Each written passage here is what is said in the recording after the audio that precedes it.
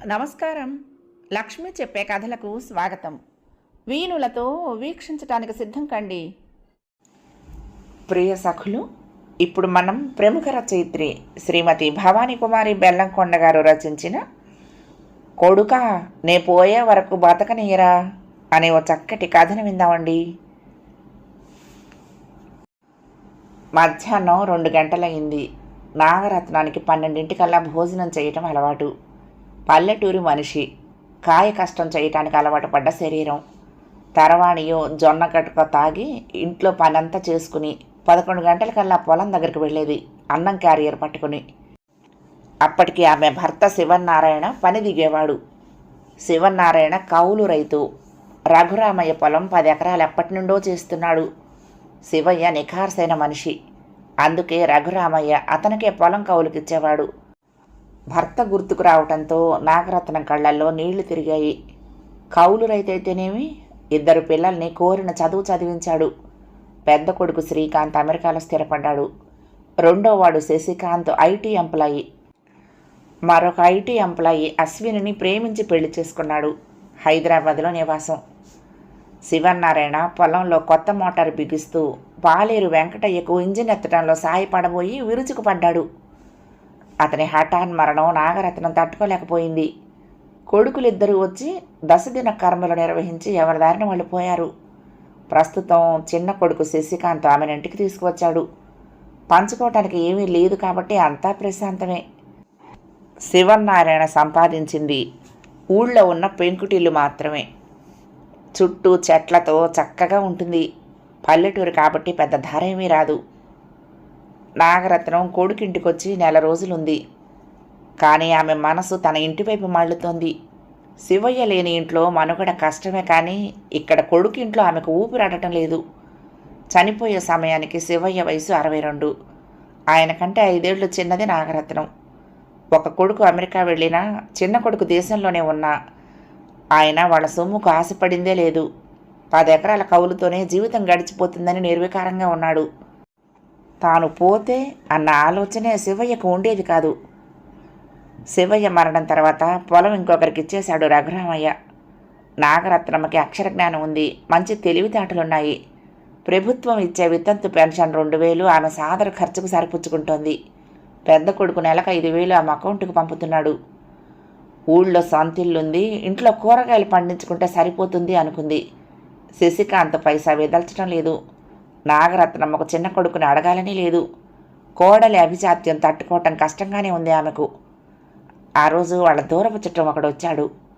నాగరత్నం తన వియ్యపురాలు సీతతో కలిసి భోంచేద్దామని వెళ్ళింది. అశ్విని ఒక చూపు చూసింది నాగరత్నం వైపు. ఆ చూపుకి శక్తి ఉంటే ఇద్దరూ భస్మం అయ్యేవారు. కొంచెం ఆగండి అత్తయ్య అంది అశ్విని కటువుగా. వియ్యపురాలు సీత పిట్టంత మనిషి. ఆమె అశ్విని తండ్రికి 2వ భార్య. అశ్వినికి 12వ ఏట తల్లి చనిపోయింది. కామెర్లయ్యాయి. గుర్తించి వైద్యం చేయించే లోపు మరణించింది. గోవిందరావు తన 36వ ఏట సీతను 2వ పెళ్లి చేసుకున్నాడు. ఆమె అతనికంటే 10 ఏళ్లు చిన్న. గోవిందరావుది నెమ్మది మనస్తత్వం. అశ్విని ఒక్కతే కూతురు.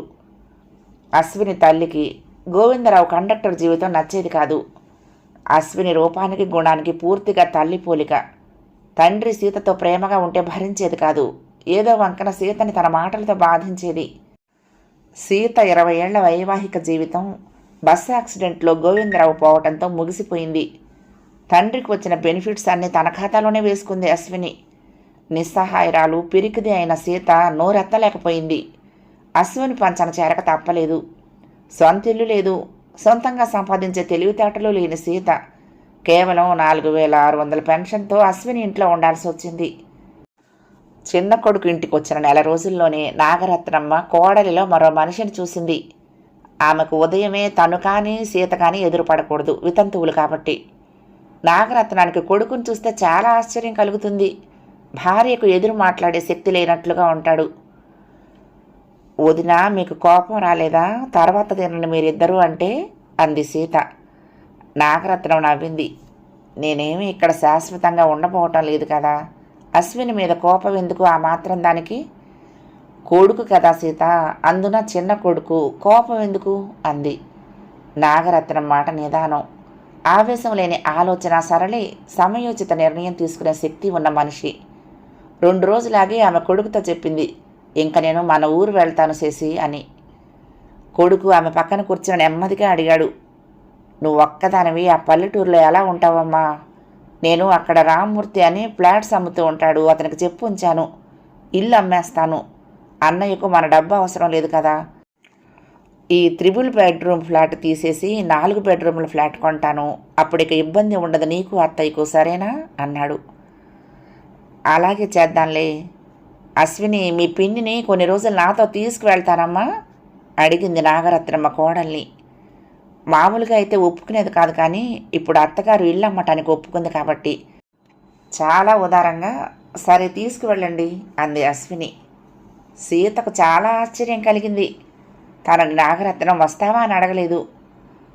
మనసులో ఒక కెరటంలా లేచిన ఆనంద తరంగాన్ని పైకి కనిపించకుండా ఉండటానికి చాలా కష్టపడింది సీత. సీత, మనం ఇప్పుడప్పుడే వెనక్కి రాము, బట్టలు ఎక్కువే సర్దుకో అంది నాగరత్నం. సీత మనసు మాత్రం పంజరంలో నుండి విడుదలైన విహంగంలా ఎగరసాగింది. సీత నాగరత్నం బస్టాండ్కు వెళ్ళి ఊరు బస్సు ఎక్కారు. మెయిన్ రోడ్డు దగ్గర దిగి పల్లె లోపలికి వెళ్తున్న షేర్ ఆటో ఎక్కారు. ఇరుగ్గా ఉన్న సీతకేమీ ఇబ్బంది అనిపించలేదు. ఇంటి ముందు ఆటో దిగి గేటు తాళం తీసి లోపలికి వెళ్లారు. సంభ్రమంగా చుట్టూ చూస్తోంది సీత. ఇంటి ముందు ఓ పక్కగా మామిడి సపోటా చెట్లున్నాయి. కుడివైపు అన్ని పూల మొక్కలు, బంతిపూలు విరగబూసున్నాయి. కొన్ని మల్లెపొదలు, గులాబీలు, కనకాంబరాలు ఉన్నాయి. నాగరత్నం తాళం తీస్తూ, తర్వాత చూద్దు గాని ముందు లోపలికి రా సీత అంది. ఇంటి ముందు గుమ్మానికి అటు ఇటు వరండా ఉంది. 4 మెట్లెక్కి లోపలికి నడిచింది సీత. అది పెంకుటిల్లు. సింహద్వారం దాటగానే పెద్ద హాలు. కుడివైపు 2 పడగదులు, ఎడంవైపు దేవుడి గది, హాలు దాటాక వంటిల్లు. 2వ బెడ్రూమ్ తలుపు తీస్తే చిన్న సన్నని నడవ. అది పూర్తిగా అటాచ్డ్ కాకపోయినా రాత్రిళ్ళు బయటకు పోనవసరం లేకుండా ఏర్పాటు చేశాడు శివయ్య. 2 ఏళ్లు కాలేదు ఈ ఏర్పాటు చేసి అంది నాగరత్నం చెమర్చిన కళ్ళతో. నాగరత్నం శశి ఇంట్లో ఉన్నన్ని రోజులు వియ్యపురాలతో తన మనసులోని భావాలేమీ పంచుకోలేదు. ఇల్లు మళ్ళీ తుడిచి పాత్రలు కడిగి బియ్యం నానబెట్టి, సీత పెరట్లోకి రా, కూరకేమన్నా కాయలు దొరుకుతాయేమో చూద్దాం అంది నాగరత్నం. కొన్ని వంకాయలు, పచ్చిమిర్చి, 4 టమాటాలు, కొద్దిగా కొత్తిమీర దొరికింది. తర్వాత ఇద్దరూ స్నానాలు చేసి టమాటా చారు, వంకాయ కూరతో ప్రశాంతంగా భోజనం ముగించారు. సీత సంతృప్తి నిండిన మనసుతో అంది, ఆయన పోయి 2 ఏళ్ళు. అశ్విని ఇంట్లో ఒక్కరోజు తృప్తిగా తినలేదు. ఈరోజు కడుపు నిండా తినగలిగాను అంది డగ్గుత్తికతో. ఇద్దరూ ఓ 2 గంటలు రెస్ట్ తీసుకున్నారు. ఆ తర్వాత సీతను తీసుకువెళ్ళి సుబ్బయ్య కొట్లో కావలసిన సరుకులు కట్టించుకొని ఇంటికొచ్చారు. గుమస్తా సరుకులిచ్చి వెళ్ళాడు. అతని చేతిలో కొంత డబ్బు పెట్టింది నాగరత్నం. సాయంత్రం బంగాళదుంపల వేపుడు చేసింది సీత. ఇద్దరూ తిని బయట వరండాలో కూర్చున్నారు. సీత, గోవిందరావు గారు ఎలా ఉండేవారు నీతో అడిగింది నాగరత్నం. భర్త గుర్తుకొచ్చి కళ్ళనీళ్లు తిరిగాయి సీతకు. చాలా ప్రేమగా ఉండేవాడు భర్త. కానీ అశ్విని అస్సలు ఓర్చేది కాదు. చీటికి మాటికి అలిగి సెలవుల్లో వాళ్ళ అమ్మమ్మ గారింటికి వెళ్ళిపోయేది.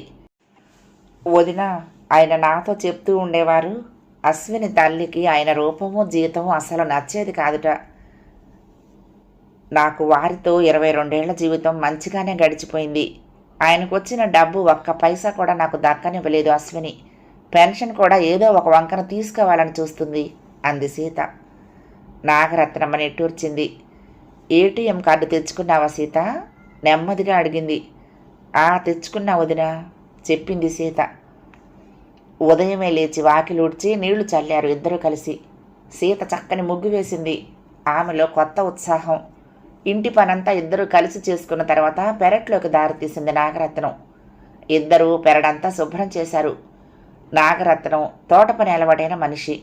పారతో చిన్న చిన్న మడులు చేసి దాచిన రకరకాల గింజల మళ్లలో నాటింది. సీతకు మళ్ళీ జీవితంలో చైతన్యం వచ్చినట్లయింది. ఎంతో ఉత్సాహంగా నాగరత్నానికి ప్రతి పనిలోనూ సాయం చేసింది. సీత శివయ్య గురించి అడిగింది. నాగరత్నం కళ్ళల్లో నీళ్లు తిరిగాయి. ఏమి సుఖపడ్డానో చెప్పలేను. నిరంతరం 2 కొడుకుల్ని చదివించడానికి నానా కష్టాలు పడ్డారాయన. అన్నీ నవ్వుతూ భరించేవారు. ఒక్కరోజైనా నన్ను పరుషంగా మాట్లాడింది లేదు. వాళ్ళ చదువులై పెళ్ళిళ్ళు చూశారు, కానీ ఏదో తొందర పని ఉన్నట్లు వెళ్ళిపోయారు అంది. ఎవరితోనూ పంచుకోలేని ఆమె దుఃఖం కన్నీరై కళ్ళ వెంబడ జాలువారింది. వాళ్ళు వెయ్యపురాళ్లే. పెళ్లితో అనుబంధం ఏర్పడింది, కానీ అప్పట్లో అశ్విని పడనీయలేదు. శివయ్య చనిపోయినప్పుడు సీతని ఇంట్లోనే ఉంచి భార్యాభర్తలిద్దరే వచ్చారు. కాలం ప్రశాంతంగా గడిచిపోతోంది ఇద్దరికీ. రోజు సాయంకాలాల్లో ఏదో ఒక గుడికి వెళ్ళటం, పని అయ్యాక టీవీ చూడటం, ఇంటి పని తోట పని చేసుకుని పెరట్లో పండించుకున్న వాటితోనే కూరలు చేసుకోవటం. హృదయాల్లో గూడు కట్టుకున్న దుఃఖం చెరిగిపోదు, కానీ సొంత ఇంట్లో ప్రశాంత జీవితం, ఇరుగు పొరుగుతో అనురాగ బంధంతో జీవితం ఒక గాడిన పడింది ఇద్దరికి. వీళ్ళు 3 నెలలైనా రాకపోయేసరికి ఉరమని పిడుగుల్లా వచ్చి పడ్డారు శశికాంత్, అశ్విని. వాళ్ళొచ్చిన గంటలోనే రామ్మూర్తి వచ్చి వాలాడు. ఇల్లు బేరం గురించి అంతా నిర్ణయం అయిపోయినట్టు మాట్లాడుతున్న కొడుకును ఆపింది నాగరత్నం. రామ్మూర్తి, నేను ఇల్లు అమ్మటం లేదు. నేను బ్రతుకున్నంత వరకు అమ్మే ప్రసక్తి లేదు. వెళ్ళిరా నాయనా అంది. కొడుకుకి కోపంతో ఒళ్ళు తెలియలేదు. ఏమనుకుంటున్నావమ్మా నువ్వు? ఇల్లు అమ్మకుండా ఇక్కడే ఉంటావా? మూలన పడ్డాక నన్ను బాధ్యత మొయ్యమంటే కుదరదు అన్నాడు అరుస్తున్నట్లుగా. ఆ అవసరం ఏమీ లేదు శశి. నేను సీత వచ్చి ఆ సిటీలో మీకు బరువు కాదలుచుకోలేదు. మంచి చదువులు, ఉద్యోగాలు, సొంత ఇల్లు, మంచి సంపాదన అన్నీ ఉన్నాయి మీకు. ఈ ఇంటి మీద వచ్చే 20 లక్షలు మీ సంవత్సర ఆదాయం కూడా కాదు. మీ నాన్నతో పాటు నా జీవితంలో వెలుగుపోయింది. కష్టపడి మిమ్మల్ని ప్రయోజకుల్ని చేశాడు మీ నాన్న. ఈ ఇల్లు మీ నాన్న జ్ఞాపకంరా. సీత కూడా నాతోనే ఉంటుంది అంది నిశ్చయంగా. కొడుకు ఏమీ మాట్లాడలేదు. నాగరత్నం కొడుకు దగ్గరికి వెళ్ళి కొడుకు తల మీద చేయి వేసింది. నాన్న నా కోసం ఈ ఇల్లు మిగిల్చి వెళ్ళిపోయాడురా. మీకు అర్థం కాదురా. ఈ ఇల్లంతా మీ నాన్న జ్ఞాపకాలే.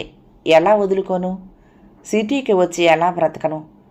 కొడుకా, నేను పోయేంతవరకు నన్ను ఎక్కడే బ్రతకనీరా అంది. తండ్రి మరణంతో తల్లి మనసులోని బాధ, వేదన కొడుకు హృదయాన్ని తాకింది. తల్లి తనను డబ్బు పంపమని కూడా అనటం లేదు. శశికాంత్కు తల్లి అలా అనేసరికి ఒక్కసారిగా మనసులో ఏదో చిన్నపాటి ప్రకంపన కలిగింది. తల వంచుకున్నాడు. ఆవేశం తగ్గింది. ఆలోచనలో పడ్డాడు. అయినా పైకి తేలలేదు. ఓహో, మీ పెద్ద కొడుకిచ్చే 5,000 ఎటూ సరిపోవు. ఈవిడగారికి వచ్చే 5,000 మా బాగా జరుగుబాటు అవుతుంది. అందుకేనా ఇక్కడ ఉంచుకున్నారు అంది వెటకారంగా అశ్విని. అశ్విని, నోరు అదుపులో పెట్టుకోమ్మా. నాకొచ్చే పెన్షన్కి ఆశపడి ఆవిడ నన్ను ఉండమనటం లేదు. నేనే ఉంటానన్నాను. నేను నీకు భారంగా ఉన్నానని అనుక్షణం నన్ను నిందించావు. ఇక చాలమ్మా మాటలు మీరకు అంది సీత కోపంగా. నిర్ఘాంతపోయింది అశ్విని. భోజనానికి ఉండమన్నా ఉండకుండా ఇద్దరూ అప్పటికప్పుడు బయలుదేరి వెళ్ళిపోయారు. శశి, అశ్విని వెళ్ళిన 15 రోజులకు శశి అక్కడే హఠాత్తుగా వచ్చాడు. వస్తూనే, అమ్మ తుండుగొడ్డివ్వవే, స్నానం చెయ్యాలి. 3 గంటల ప్రయాణం కదా, చిరాగ్గా ఉంది అన్నాడు. అచ్చం చదువుకునే రోజుల్లో హైదరాబాద్ నుండి వచ్చినప్పుడు ఎలా అనేవాడో అలాగే. అల్లుణ్ణి చూడగానే పొయ్యి మీద ఎసరు పెట్టేసింది సీత. కొడుకు బ్యాగ్ ఏమీ తెచ్చుకోకపోవటం చూసి తుండుగుడ్డ ఇచ్చింది. శివయ్య లుంగి చేతులున్న బనీను తీసిపెట్టింది. స్నానం చేసి బయటకొచ్చి తండ్రి బట్టలు వేసుకుని, అమ్మ అన్నం పెట్టవే, బాగా ఆకలిగా ఉంది అంటూ వంటింట్లో పీట వాల్చుకుని కూర్చున్నాడు. వస్తున్న కన్నీరు ఆపుకొని కొడుక్కి అరిటాకులో వార్చిన వరి అన్నం పెట్టి గోంగూర పచ్చడి, ముద్దపప్పు, నెయ్యి వేసి ఉల్లిపాయ తొక్క తీసిచ్చింది నాగరత్నం. అచ్చం తండ్రిలాగానే ఒక్క దెబ్బకు అరచేత్తో చితగ్గొట్టి తినసాగాడు. అల్లం, పచ్చిమిర్చి దంచి వేసిన వంకాయ కూర వేసి మిరియాల చారు చిన్న గిన్నెలో పక్కన పెట్టింది సీత. తర్వాత గడ్డ పెరుగు, పెరట్లో కాసిన అరటిపండు ఇచ్చింది. శశి తృప్తిగా తిని లేచి వెళ్ళి పెరట్లోకి వెళ్ళి చేయి కడుక్కుంటూ పెరడంతా పరికించి చూశాడు. నెమ్మదిగా మడుల దగ్గరకు వెళ్ళి చూసి ఇంటి ముందున్న పూల తోటను చూస్తూ అరగంట గడిపి లోపలికొచ్చి తండ్రి ఎప్పుడూ పడుకునే నవారు మంచం మీద పడుకుని నిద్రలోకి జారుకున్నాడు. నాగరత్నం కొడుకు పక్కనే కూర్చుని కొడుకును తదేకంగా చూడసాగింది. శశి పూర్తిగా తండ్రి పోలిక. ఇప్పుడు శివయ్య బట్టల్లో ఆ వయసులో శివయ్య ఎలా ఉండేవాడో అలాగే ఉన్నాడు ఇప్పుడు. నీళ్లు నిండిన కళ్ళతో కొడుకునే చూస్తూ కూర్చుంది. 4ంటికి లేచి తయారై, అమ్మా వెళ్ళొస్తా, కుదిరినప్పుడల్లా వస్తుంటాలే అంటూ వెళ్ళిపోయాడు. కొడుకు కనుమరుగయ్యేంతవరకు చూస్తూ నుంచుని నెమ్మదిగా లోపలికొచ్చి కొడుకు పడుకున్న పక్క సరిజైపోయింది. దిండు కింద కవర్ కనిపించింది. చిన్న కాగితం మీద 2 పదాలు, అమ్మా క్షమించు, అంతే. కవర్లో డబ్బుంది. లెక్క పెట్టింది. 10,000 రూపాయలు. కన్నీళ్లతో కళ్ళు మసకబారాయి. దుఃఖంతో కాదు, కొడుకు తన హృదయానికి మళ్ళీ చేరువైనందుకు. కథ సమాప్తం. ప్రియ సఖులు, ఈ కథ మీకు నచ్చితే తప్పకుండా లైక్ చేయండి, షేర్ చేయండి, కామెంట్ చేయండి, సబ్స్క్రైబ్ చేసుకుని నన్ను ఎంకరేజ్ చేయండి. ఉంటానండి. ప్రేమతో లక్ష్మి, కృష్ణాతీరం దుర్గమ్మ సన్నిధానం. నమస్తే.